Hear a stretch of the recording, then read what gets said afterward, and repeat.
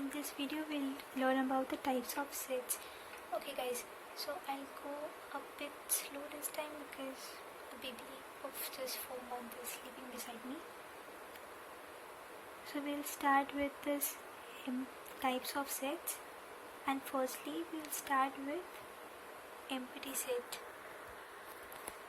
वैसे तो बहुत सारे सेट्स होते हैं, लेकिन सबसे पहले और सबसे इम्पोर्टेंट सेट जो होता है वो होता है empty या फिर null set, which is also known as void. This we can know that this is denoted by phi or just 2 brackets without anything written in between. Okay, so the example is given that x such that x is an integer between 13 and 17 which is divisible by 6. मतलब x एक number है जो 13 और 17 के बीच का एक integer है, okay, जो 6 से डिविजिबल हो सके. ऐसा कोई है? 13 और 17 के बीच में कितने नंबर्स आते हैं? 14, 15 और 16. अब 14, 15 या 16 में से कोई भी नंबर 6 से डिविजिबल नहीं है, तो आंसर क्या होगा? There is no element. No element मतलब कि कुछ नहीं, यानी कि नल बटे सन्नाटा. That is what is called null empty set. So इसमें हम लोग बोलेंगे A is the empty set, खाली, कुछ नहीं है.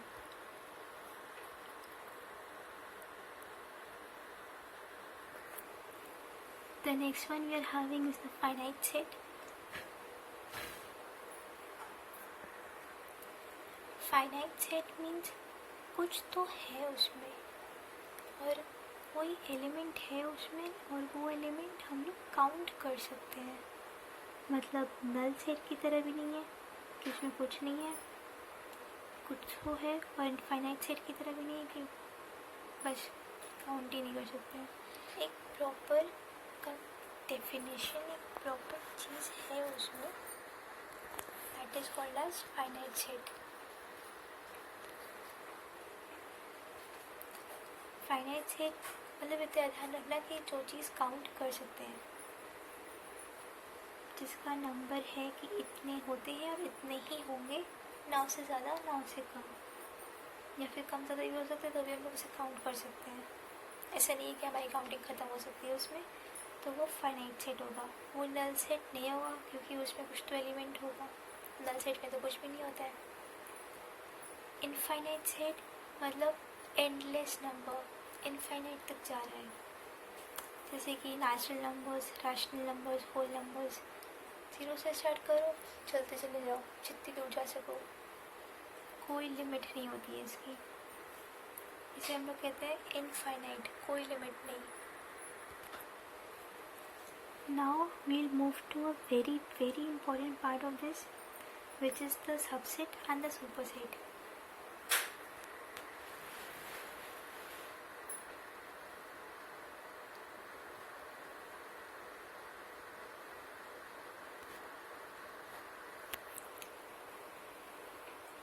सबसेट और सुपरसेट इसलिए इम्पोर्टेंट है क्योंकि ये सब जगह आते हैं. सी सबसेट और सुपरसेट को कैसे समझे? एक एलिमेंट है, जैसे एक सेट है ए, उसमें ढेर सारे एलिमेंट्स हैं, उससे कुछ एलिमेंट्स निकाले गए और एक सेट बना दिया गया बी. ठीक है, ऐसे याद रखो कि एक बोल है चॉकलेट्स का जिसमें हर तरह की चॉकलेट्स हैं. ठीक है, उसके बाद फिर हमने बोला कि अब उसमें से जितनी भी कैडबरी की चॉकलेट्स हैं हम लोग वो निकाल के अलग कर दें. तो उस बड़े से बोल में जो जितनी भी चॉकलेट्स थी उससे निकाल के एक छोटे से बोल में सिर्फ कैडबरी की चॉकलेट्स रखी गई. तो जो कैडबरी की चॉकलेट्स होंगी वो सबसेट होगा, और जो बड़ा वाला बोल था जिसमें कैडबरी के साथ बाकी सारी चॉकलेट्स भी थी वो सुपर सेट होगा. द नेम सेज सुपर, बड़ा बड़ा, एंड द सब छोटा छोटा. उसके निकाल कर ये काम करना है, तभी वो सबसेट और सुपर सेट होगा. ये वाला जो सिंबल होता है ये उसको सबसेट को बताता है.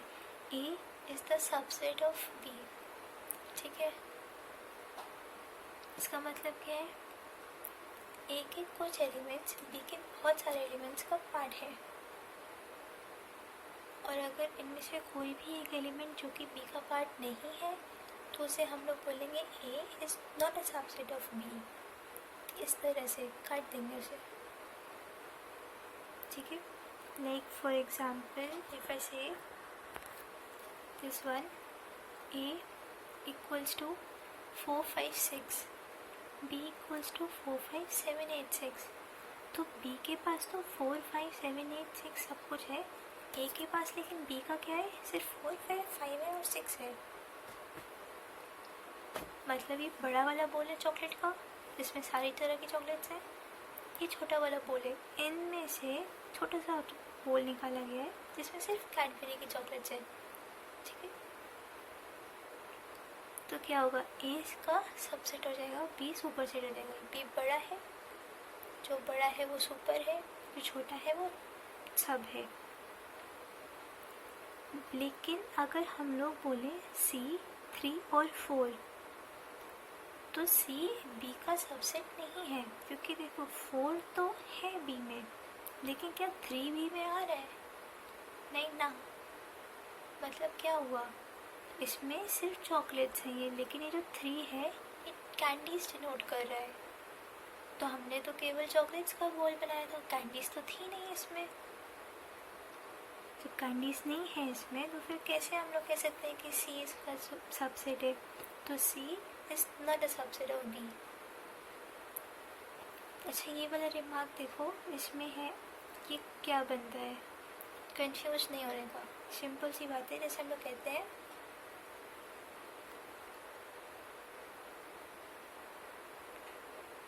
इसकी वाला एक्सप्रेशन याद रखेंगे, अगर ए बी के बराबर है, बी सी के इक्वल है, तो अल्टीमेटली ए भी सी के इक्वल ही होगा। वी से ना दिस वे, उसका बस सिंबल चेंज कर दो, ऊपर से ऐसे करके मोड़ दो इसको, हो गया, सबसेट का सिंबल हो गया। इट्स क्वाइट सिंपल है ना, इम्पोर्टेंट है, सिंपल है। लेकिन अभी इसमें बताया है कि अगर 2 सेट्स हैं ए और बी, तो फिर वो आपस में एक दूसरे के सुपर सेट भी होंगे और सबसेट भी होंगे। ऐसा क्यों है, 2 इक्वल सेट्स, यानी कि हर एक एलिमेंट बी का हर एक एलिमेंट ए में आना चाहिए, ए का हर एक एलिमेंट बी में आना चाहिए। इसकी तरह नहीं कि 3 कहीं भी ले आए, या फिर जैसे इसमें 4 है, या फिर इसमें 4 5 6 है, तो ये लोग इक्वल सेट्स नहीं है। इक्वल सेट्स तब होंगे जब इसमें भी 4 5 6 हो, इसमें भी सिर्फ 4 5 6 हो। हर एक एलिमेंट मैच करना चाहिए, इक्वल इक्वल। और जब इक्वल होंगे तो फिर ऑब्वियसली वो सबसेट और सुपर सेट्स हो ही जाएंगे। So 2 sets A and B are equal if every element of A belongs to B and every element of B belongs to A. This is very simple. Now we'll move on to proper subset. अच्छा confuse नहीं होने का कि भाई इधर subset है इधर proper subset है, तो मतलब क्या, ठीक है, कंफ्यूजन नहीं। ये सिंबल देखो थोड़ा सा अलग दिखेगा इस वाले सिंबल से,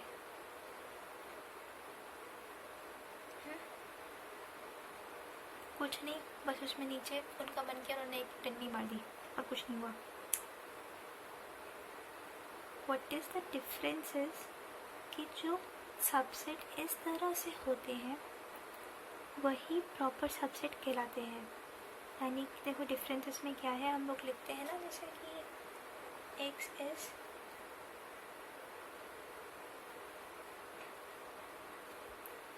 ये वाला डिफरेंस है बस। जैसे हम लिखते हैं कि x इज स्मॉलर दैन 5, यानी कि केवल इसमें आएगा क्या 1 2 3 और 4, इसमें 5 नहीं आएगा। इसमें हम लोग क्या लिखते हैं x इज स्मॉलर दैन और इक्वल टू 5, यानी कि इसमें आएगा 1 2 3 4 और 5 भी इंक्लूडेड होगा x की वैल्यू में। तो वही इसके साथ भी है, इसमें ये जो नीचे लाइन है ये इक्वल टू का साइन डिनोट करती है, यानी कि ये सबसेट और नीचे इक्वल टू, एंड जिसमें नीचे इक्वल टू का साइन नहीं है वो इसका प्रॉपर सबसेट है ना।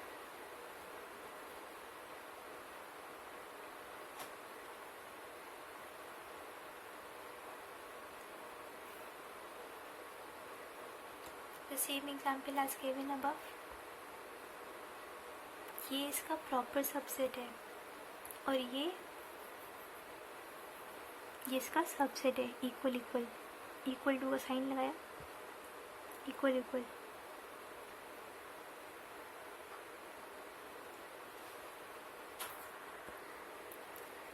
इसमें हम लोग क्या बताए गए कि हम लोग सबसेट्स कई तरह से लिख सकते हैं।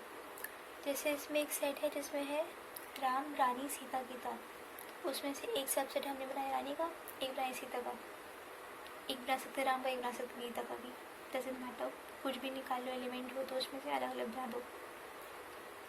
और नल सेट हमेशा सबसेट होता है, क्योंकि नल सेट में कुछ होता नहीं है ना। तो मेन जो इसका प्रॉपर सबसेट है, पूरा सुपर सेट है, उसमें भी कुछ नहीं, ज़ीरो रिप्रेजेंट्स नथिंग, तो उसमें भी हम लोग मान सकते हैं कि इसमें ज़ीरो होगा, ठीक है। और जो बाकी सबसेट्स होंगे उसमें भी ज़ीरो मीन्स नथिंग। तो इतना तो ध्यान रखना कि जब भी बोला जाए कि सबसेट्स बनाने हैं इसके, तो नल सेट तो आँख बंद करके डाल देना। Now we are coming to the power of sets. Power of set is denoted by PA। ये तो खैर क्लियरली लिखा ही हुआ है, क्या ही बताएं इसमें। See in this it is given power of set A दे रखा है 1, आगे पीछे कुछ नहीं है, तो बिना सोचे समझे नल हमेशा डाल देना। इसकी पावर क्या होगी, एक नल और एक 1, ठीक है। नल और 1, इसमें अगर 1 और 2 है तो पावर क्या होगी, नल 1 2, और फिर जितने एलिमेंट्स है 1 2 साथ में, मतलब कि एक ज़ीरो होगा, फिर एक एक एलिमेंट को हम लोग अलग करेंगे और फिर पूरा पूरा डाल देंगे। जैसे अगर हमने कहा कि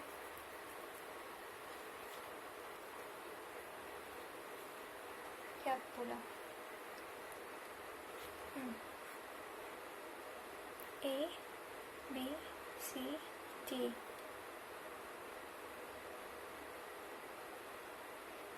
इसका अगर हमको पावर निकालनी है तो इसे हम लोग पावर कितनी होगी इसकी, सबसे पहले तो बिना कुछ कहे भाई साहब नल आ गया बीच में, 5, ये सिंबल है 5 का, ठीक है, नल सेट। उसके बाद फिर एक होगा A, एक होगा B, एक होगा C, एक होगा D, ठीक है। उसके बाद उसी तरह से एक होगा AB, BC, CD, AD, और फिर एक होगा ABCD। मतलब जितने पेयर्स पॉसिबल हैं उतने पेयर्स बना दो।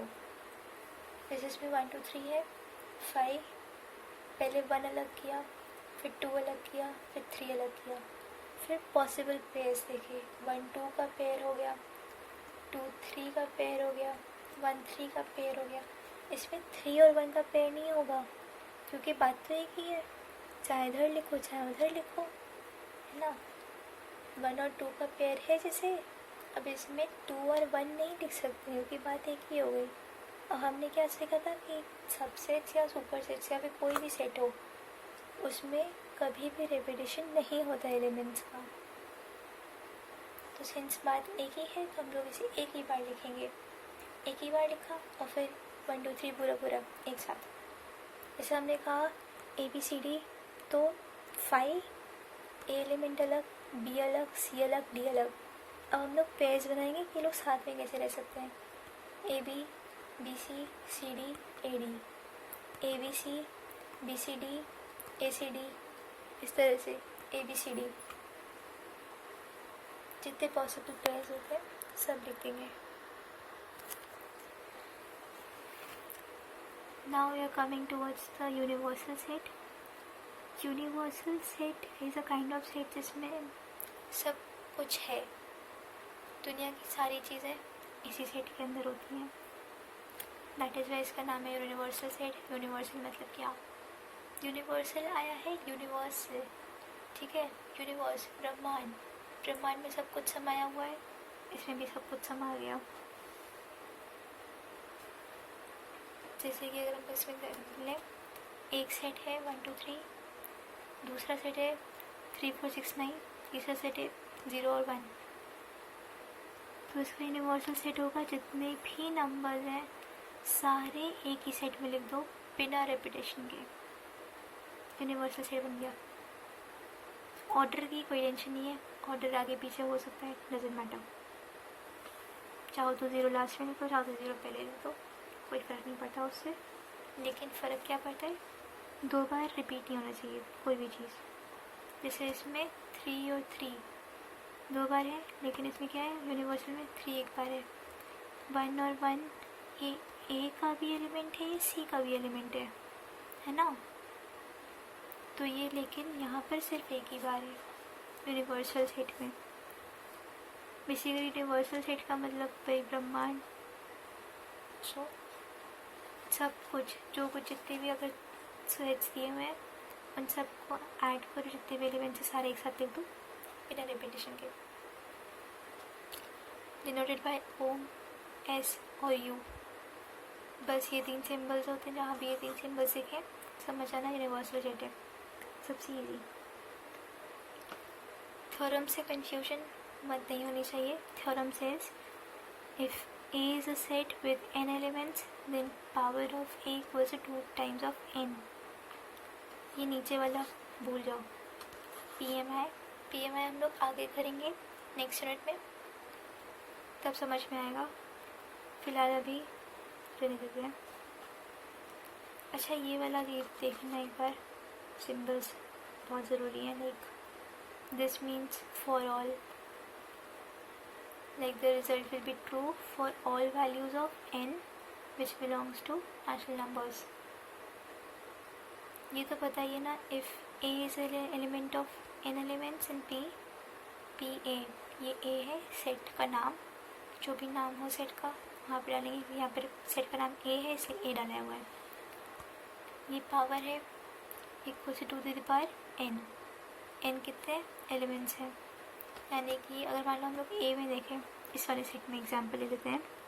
इसमें कितने एलिमेंट्स हैं हमारे पास, 1 2 3. 3 एलिमेंट्स हैं. 2 टू द पावर 3 कितना होगा power of set. Come on tell मी.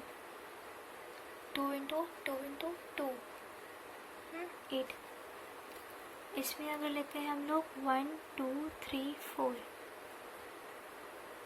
इसमें n क्या है, 4 है. n का मतलब नंबर ऑफ एलिमेंट्स, जितने भी एलिमेंट्स हो. इसमें 1 2 3 4 एलिमेंट्स हैं. 2 टू द पावर 4 16. फाइन. इसमें 2 है, 2 to the power 2 that is 4. नीचे वाले स्पेस में कभी भी कंफ्यूजन नहीं होना चाहिए. वो बाद में डिस्कस कर लेंगे जब PMI पढ़ेंगे. फ़िलहाल हमें मतलब है सिर्फ इस फॉर्मूले से इसका मतलब क्या है, इसका मतलब क्या है और इसका मतलब क्या है. It means power, it means the name of the set और ये नंबर ऑफ एलिमेंट्स. ये जो आसपास मॉड्स दिए हुए हैं इसका मतलब ये होता है कि कोई भी चीज़ नेगेटिव नहीं हो सकती. It will always give a positive value. तो वो मॉड से हम लोग रिप्रेजेंट कर देते हैं. Next is the Venn diagram. But इसमें दिया हुआ है कि वेन डायग्राम हम लोग आगे पढ़ेंगे, तो हम लोग आगे पढ़ेंगे. अभी कोई ज़रूरत नहीं याद रखने की. Now we move on to operation of sets. Operation of sets में ही हम लोग वेन डायग्राम पढ़ते हैं, ठीक है. क्योंकि ऑपरेशन वेन डायग्राम के बिना हो सकते हैं पर वो अच्छा लगता है. कोई बात नहीं, उनको अच्छा लगता है वेन जी को, इसलिए उन्होंने दे दिया था. So firstly we will read about union. Union का मतलब क्या होता है, एक साथ जुड़ना. मतलब अगर हम लोग चाहें तो जैसे हमारा ग्रुप है स्टडी पॉइंट। इसका एक एक करके हम लोग ने बोला कि हम अपनी यूनियन फॉर्म करेंगे जिसका नाम होगा स्टडी पॉइंट। इस यूनियन में अकेले सिर्फ एक स्टूडेंट नहीं होगा बल्कि सारे स्टूडेंट्स एक साथ आएंगे इकट्ठा एक जगह पर, और फिर वो लोग यूनियन बनाएंगे। मतलब यूनियन का मतलब ही यही है, इकट्ठा एक जगह पर एक साथ आना। जैसे कि हमारे यहाँ फेमस यूनियंस हैं, स्टूडेंट यूनियंस, टीचर यूनियन, ब्ला ब्ला ब्ला। सो यूनियन का मतलब ये है सब जगह एक साथ आना। यूनियन का जो सिंबल है वो ये है, कुछ यू की तरह दिखता है, तो इसलिए यूनियन का सिंबल डाल दिया गया है।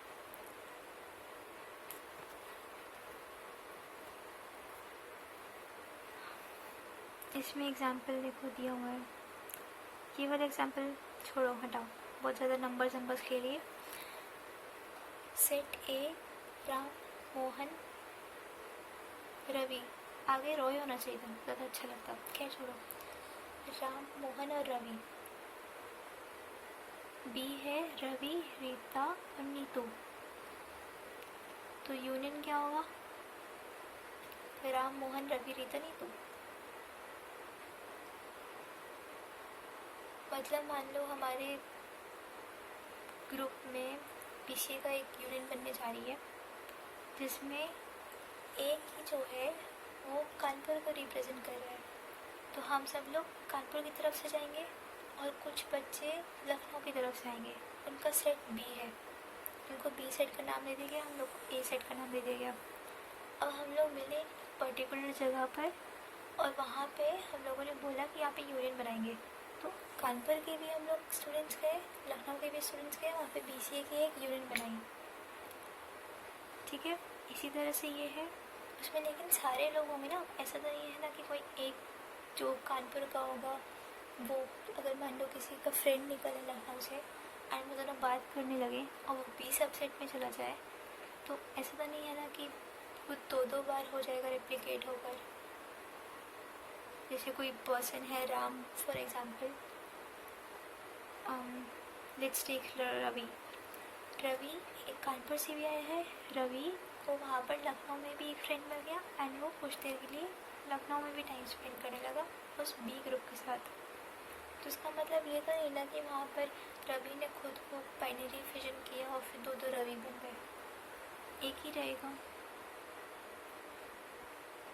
तो बिना किसी रेपिटेशन, लेकिन यूनियन में जब ये लोग बैठेंगे तो बस एक ही रवि होगा, एक राम, एक मोहन, एक रवि, एक रीता, एक नीतू, ये सब लोग आएंगे यूनियन बनाएंगे। That is what is called union. Symbol भी बहुत इजी है, यू टाइप का दिखता है, यूनियन का सिंबल है।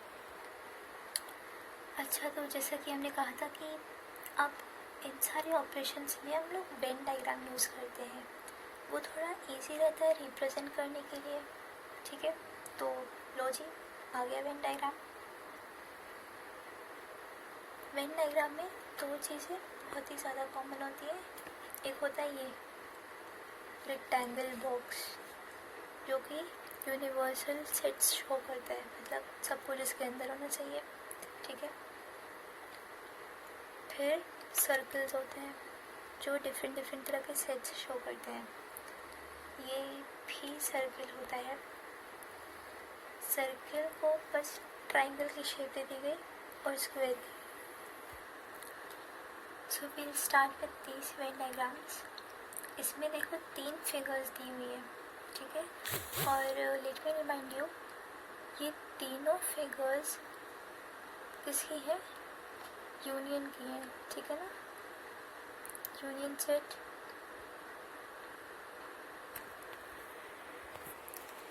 इन 3 डायग्राम्स में 3 पॉसिबिलिटीज़ दी गई हैं यूनियन सेट की। तो पहला जो है इसमें देखो क्या है, यूनिवर्स है और 2 सेट्स है ए और बी। ये तो तीनों में ही है कि एक तो यूनिवर्सल सेट है यू से जो रिप्रेजेंट किया गया है, एक सेट है ए और एक सेट है बी, और तीनों में क्या सिमिलरिटी है? ए यूनियन बी, यानी कि यूनियन है, सब कुछ कलर करना है, कुछ भी छोड़ना नहीं है।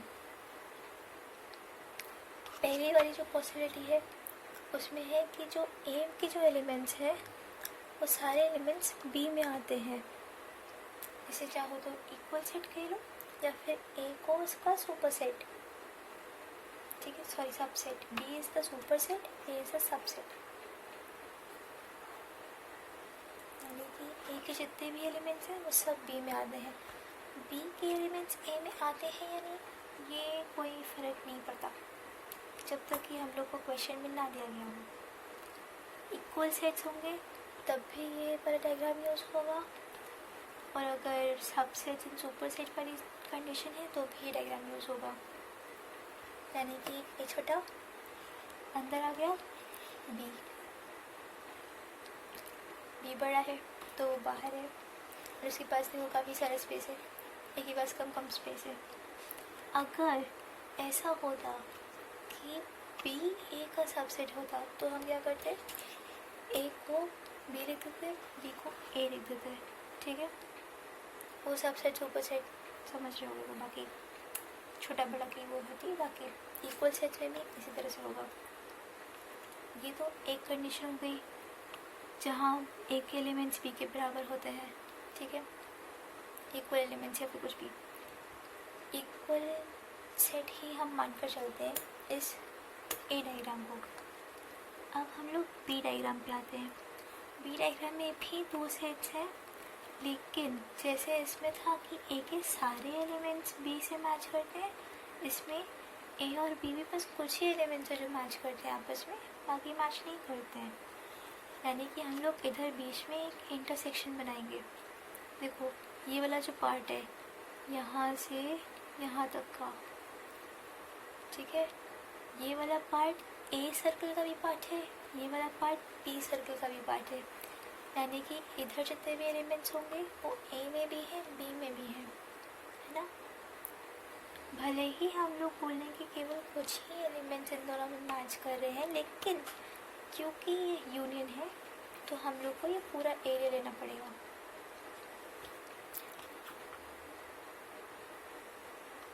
जैसा कि अभी हमने एग्जाम्पल बताया रवि वाला, उसमें रवि बीच में आ जाएंगे क्योंकि दोनों तरफ से फ्रेंडशिप है इनकी, बाकी सब साइड हो लेंगे। ये था दूसरा वाला।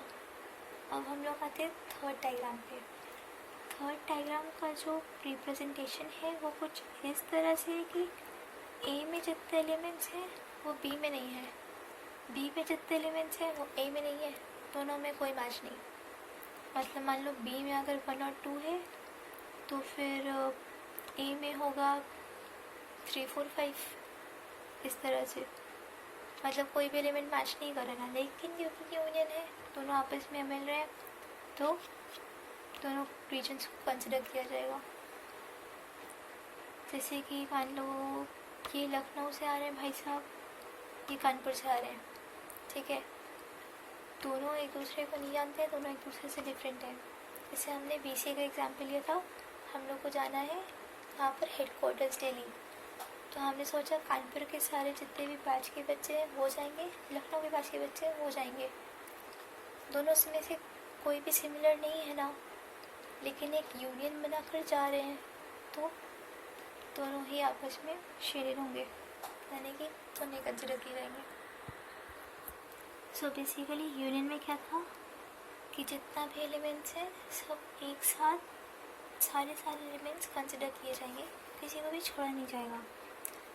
इसका ठीक ऑपोजिट होता है इंटरसेक्शन में।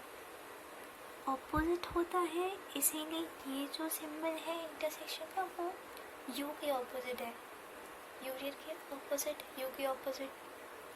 समझ में आ रहा है? तो इजी है ये सिंबल याद करना। इसमें क्या होता है, जो चीज़ें कॉमन होती हैं हम लोग बस उसी को कंसिडर करते हैं, बाकी सारी चीज़ों को कंसिडर नहीं करते हैं, ठीक है।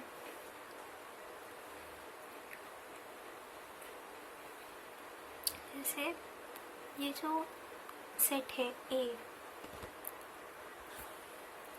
इस सेट में 1 2 और 3 है एलिमेंट्स। फिर जो सेट है बी, इसमें 2 1 5 6 है। तो अब अगर हम पूछें कि इन दोनों में क्या कॉमन है, तो बताओ क्या कॉमन है?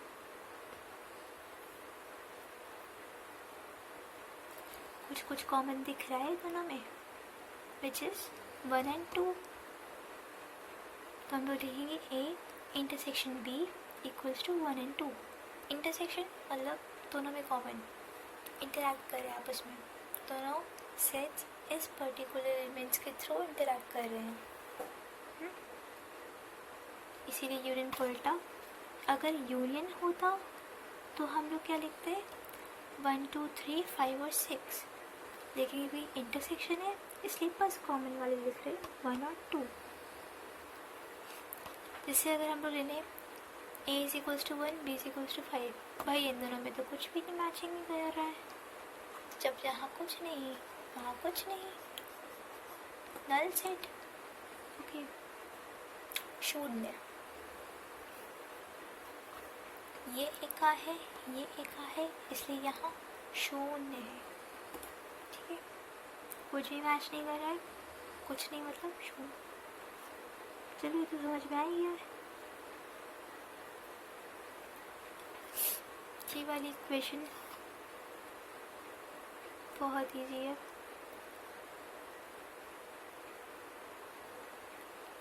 लेकिन पढ़ने की जरूरत नहीं है, छोड़ो। I'll explain it with the help of Venn diagram. Venn diagram में जैसे उधर 3 पॉसिबिलिटीज़ थी इक्वल टू की, इंटरसेक्शन की और कुछ भी मैच नहीं करने की, वैसे ही इसमें भी सेम वही पॉसिबिलिटीज़ हैं, यानी कि ए के सारे एलिमेंट्स बी से मैच करते हैं लेकिन बी के सारे एलिमेंट्स ए से मैच नहीं कर रहे हैं, तो इंटरसेक्शन क्या होगा, ए वाला सेट होगा ना, इसलिए इसको बीच में लिखा और इसको शेड कर दिया। ऊपर देखो, ऊपर क्या था, मैच कर रहे थे, है ना, तो इसलिए यूनियन था, तो हम लोग को पूरा शेड करना पड़ा था। यूनियन था इसलिए पूरा पार्ट शेड करना पड़ा था, और इधर बीच में क्या था, रवि था ना, दोनों का कॉमन पार्ट। यहाँ पर देखो, यहाँ पे दोनों का जो कॉमन पार्ट है बस उसी को कंसिडर करेंगे, बाकी और किसी चीज़ को कंसिडर नहीं करेंगे। यहाँ पर क्योंकि यूनियन थी इसीलिए दोनों रीजन्स को कंसिडर किया गया था, दोनों रीजन्स को शेड किया गया था, भले ही उसमें कुछ भी कॉमन ना हो। यहाँ पर कुछ भी कॉमन नहीं है इसलिए किसी को भी शेड नहीं किया गया है। Okay, nothing is considered. Now we move on to differences of the two sets. Differences of the two sets clearly means minus करके जितना भी बचा वो निकाल दो। Okay, like say for example this 4 5 6 7 8 9 3 5 2 7, इन दोनों का डिफरेंस क्या होगा, इसमें a माइनस बी है, ये याद रखना, a minus B is never equal to b minus a, है ना। ये हमारा रिलेटिव कंपोनेंट है और ये ए बी को कॉम्प्लीमेंट कर रहा है।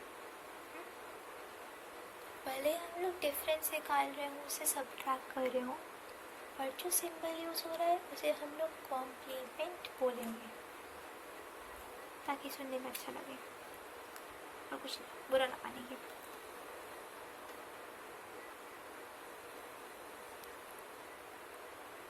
भाभी आप टेंशन ना लो, सो रहे नहीं, ज़्यादा देर से नहीं बोल रहा।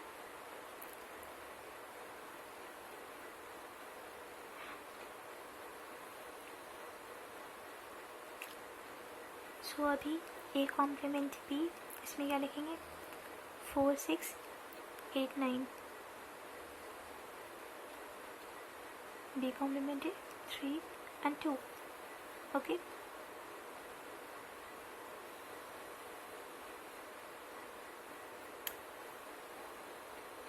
ऐसा क्यों हुआ,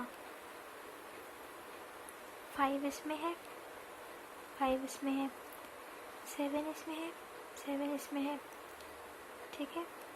तो हम लोग ये 5 और 7 को कंसिडर नहीं कर रहे हैं। ए कॉम्प्लीमेंट बी, जहाँ पर ए कॉम्प्लीमेंट बी लिखा है मतलब कि हम लोग को ए वाला पार्ट देखना है, बी वाला पार्ट में से सिर्फ जो कॉमन चीज़ें हैं वो हटा देनी है। हटानी कहाँ से? ए वाले पार्ट में से है, इसको तो कंसिडर ही नहीं करना है, ये तो है ही नहीं कुछ। पीछे लिखा हुआ है तो पीछे ही रहो, आगे आने की कोशिश मत करो, दैट इज़ द थिंग। इसमें पीछे लिखा हुआ है, बस इतना बोलेगा जो चीज़ इसके पास है वो इसमें से हटा दी जाएंगी, कॉमन वाली। इसमें 3 है, देखो इसमें 3 नहीं है। इसमें 2 है, देखो इसमें 2 नहीं है। लेकिन 5 और 7 है, इसमें 5 और 7 हम लोग हटा देंगे, बचेगा क्या? 4 6 8 9। बी माइनस है, बी कॉम्प्लीमेंट ए करेंगे तो अब बी जो है वो सुपीरियर हो गया एंड वो ए से बोलेगा कि तुम हटो। तो बी के ए में बी में ए के सेम क्या है? 5 और 7। बाकी तो नंबर से मतलब ही नहीं है, तो है रखो, नहीं तो कोई बात मत रखो। हमें बस कॉमन देखना होता है और हमेशा आगे वाले जो लिखा होता है सेट, उसी के ही एलिमेंट्स देखे जाते हैं। पीछे वाले सेट के एलिमेंट्स सिर्फ इसलिए देखे जाते हैं कि अगर कोई इसमें से कॉमन है तो वो हटा सके, स्पेशल वाले रहेंगे, कॉमन वंस नहीं। तो बी कॉम्प्लीमेंट ए में 3 और 2 क्योंकि 5 और 7 तो हम लोग हटा चुके हैं एंड क्योंकि ए का देखना नहीं है तो इसलिए बाकी सारे एलिमेंट्स को हम लोग कंसिडर नहीं करेंगे। इस एग्जाम्पल से क्या क्लियर होता है?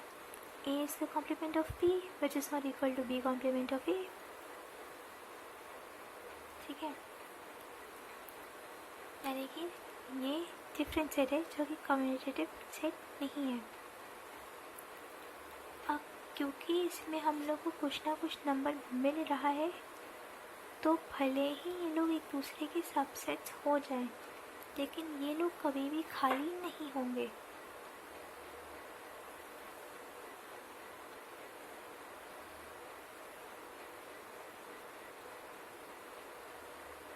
है ना? देखो ये खाली नहीं है। अगर हम लोग कब खाली होगा ये? A is the subset of B, मतलब कि ए के जितने भी एलिमेंट्स हैं वो बी में आते हैं। तो जैसे इसमें केवल 2 एलिमेंट्स आए, हम लोग को 2 हटाना पड़ा। अगर मान लो ए में सारे एलिमेंट्स बी के आते होंगे तो ए को हम लोग को हटाना पड़ेगा, जितने भी एलिमेंट्स होंगे उन सबको हटाना पड़ेगा। जब सारे एलिमेंट्स हट गए तो क्या बचा? शून्य को हमने काट दिया, यानी कि नल। ये इसका एक वेन डायग्राम है, उसके थ्रू दिया गया है। सी शून्य, कुछ भी नहीं है। अच्छा, जो शेडेड रीजन होता है ना, हम लोग उसी को कंसिडर करते हैं, बाकी सारे रीजन को हम लोग कंसिडर नहीं करते। तो इस रीजन में कुछ भी शेडेड नहीं है, मतलब कुछ भी हमारे काम का नहीं है। आंसर क्या है? 0। बात तो वही हो। इसमें क्या लिखा है? A is a superset of B, A is a superset of B. Let me show you. तो यानी कि ए कॉम्प्लीमेंट बी जो होगा वो ना तो ए बी का सुपरसेट है ना बी ए का सुपरसेट है, यानी कि इसमें केवल एक इस तरह से उल्टा बन रहा है, सबसेट्स नहीं बन रहे हैं। सो क्या करेंगे?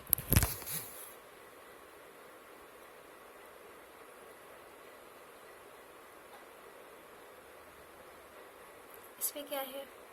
ए है, बी है ना? बी का सारा निकाल लेंगे क्योंकि इसमें क्लियरली देखा है कि बी का सारा निकाल लेंगे। ए सुपरसेट है, बी सबसेट है। सबसेट मतलब, सबसेट का तो यही मतलब होता है ना कि सारे एलिमेंट्स मैच कर रहे हो। तो सारे एलिमेंट्स मैच कर रहे तो हटा देंगे, ए का बस इतना वाला पार्ट हम लोग कंसिडर करेंगे।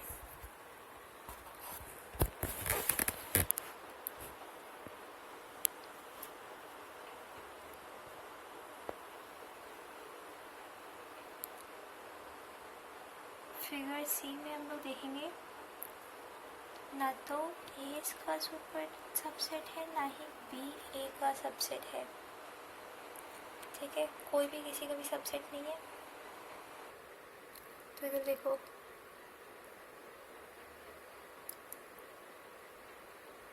क्योंकि उसमें कंडीशन ऑलरेडी दी हुई थी कि ए बी का सुपर सेट है, सबसेट नहीं, सुपर सेट है, बड़ा है, यानी कि उसके पास ज़्यादा नंबर्स हैं ना, ज़्यादा एलिमेंट्स हैं।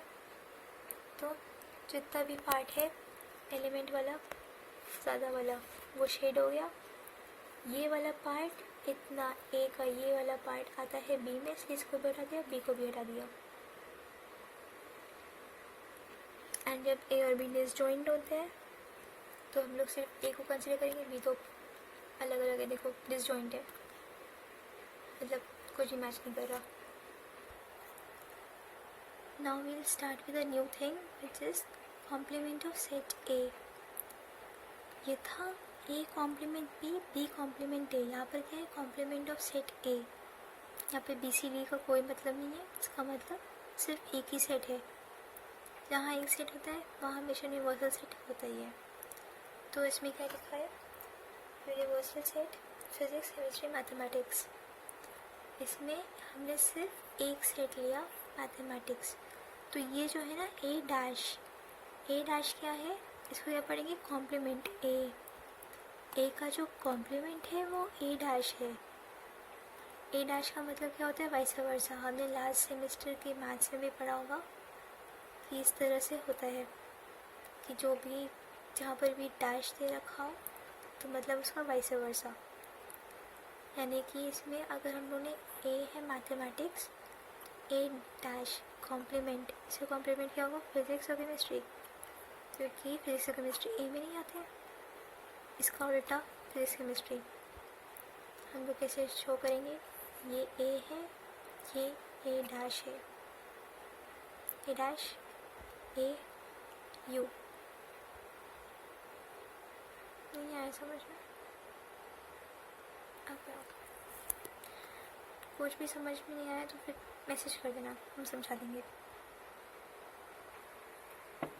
Continuing with the symmetric difference which is a commutative one। इसका मतलब क्या होता है, दो सेट है ए और बी, ठीक है। अब हम लोग को ऐसे उस एलिमेंट्स निकालने हैं जो ए में भी हो, बी में भी हो, लेकिन वो एलिमेंट्स दोनों में ना हो, है ना।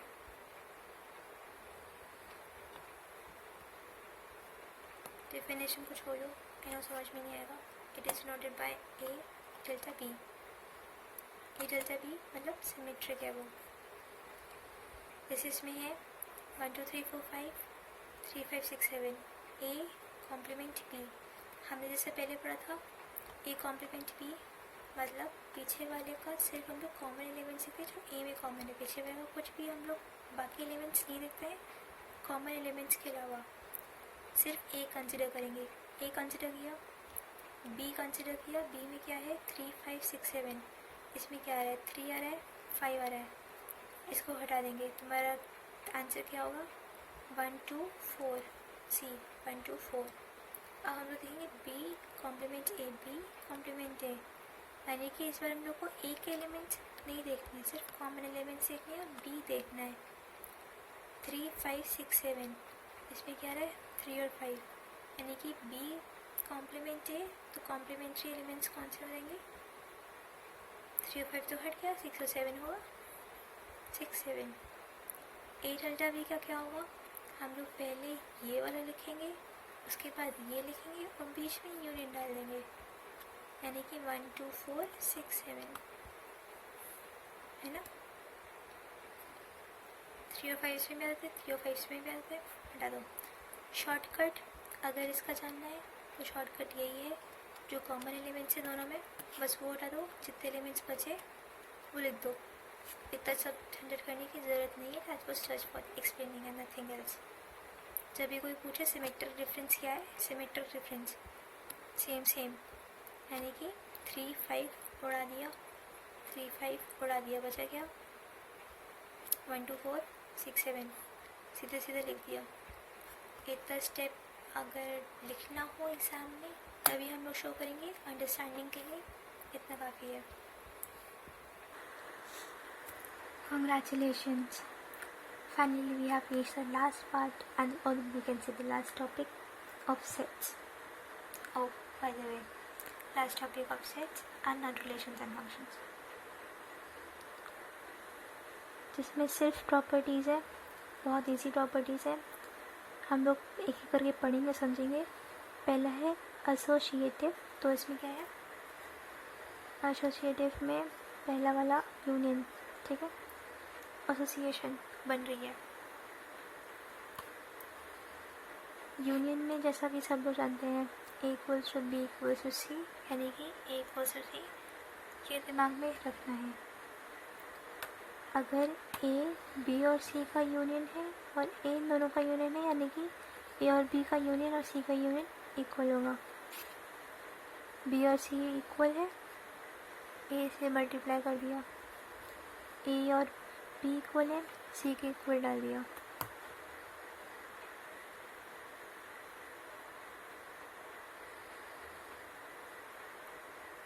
The same happens with intersection also.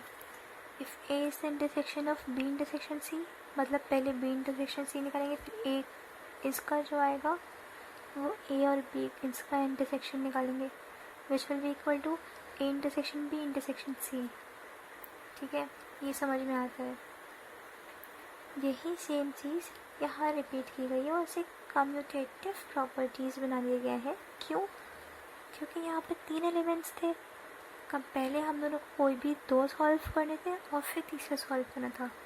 यहाँ पर सीधा सीधा है, कम्युनिकेशन कर सकते हैं, एसोसिएशन बनाने की ज़रूरत नहीं है ना.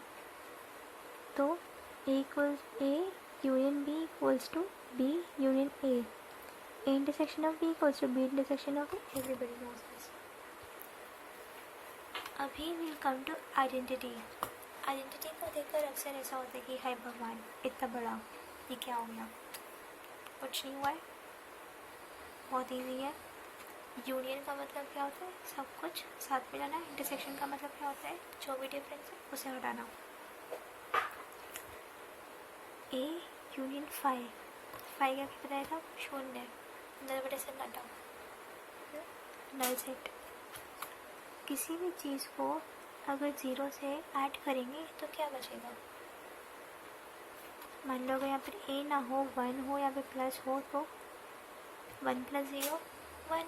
The same way as this, A union 5 A.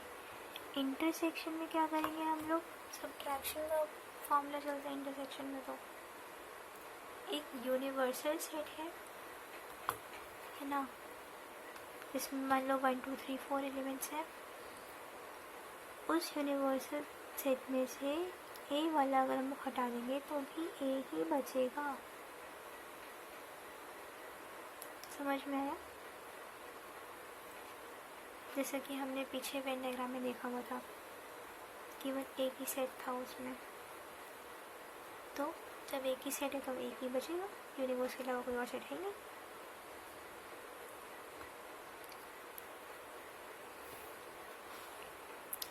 Complement में एज वी हैव रेड हमेशा ऑपोजिट होता है.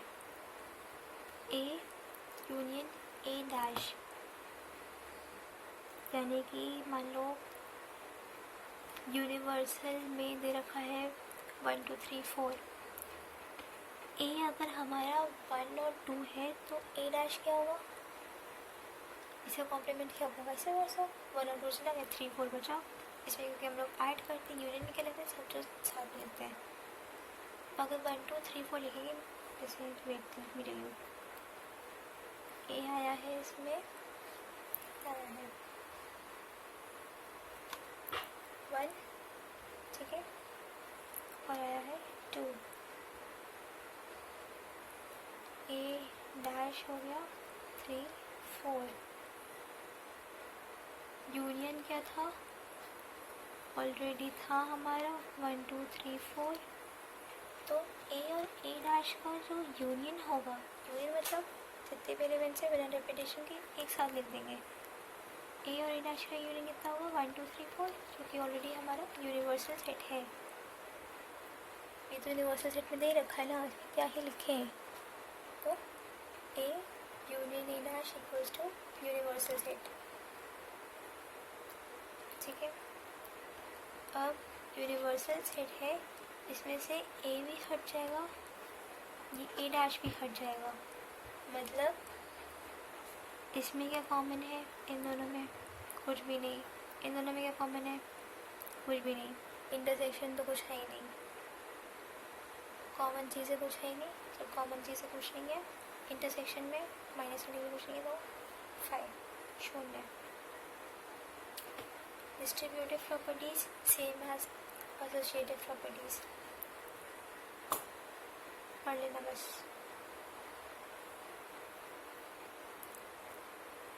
D Morgan laws. अच्छा, डी मॉर्गन खुद को बड़ा इंटेलिजेंट समझते थे, तो इसलिए उन्होंने अलग ही दिमाग पे जाकर एक नया लॉ दे दिया। भैया अगर ए यूनियन बी का जो कॉम्प्लीमेंट होगा वो A complement intersection of B complement होगा। जैसा कि हमने बताया है, जहाँ पर भी डैश देखे इसका मतलब उसका वाइस वर्सा, तो ए का वाइस वर्सा। जैसे इसमें इस पूरे सेट का जो भी इसका आंसर आएगा उसका वाइस वर्सा लिखना है, यानी कि इसमें अगर सब्ट्रैक्ट एडिशन करें देखो यूनियन में, यहाँ पे सब्ट्रैक्शन आ जाएगा। A dash B dash union का उल्टा कर दिया। Same goes as with this. Basically कुछ दिमाग नहीं लगाना है, बस काम करते चले जाओ। हम लोग को पता है क्या है, जहाँ डैश देखे वैसा वैसा उल्टा, लेकिन उन्होंने सोचा थोड़ा एक्स्ट्रा दिमाग लगा लिया, पता नहीं क्यों। Okay, so here we finish with our sets.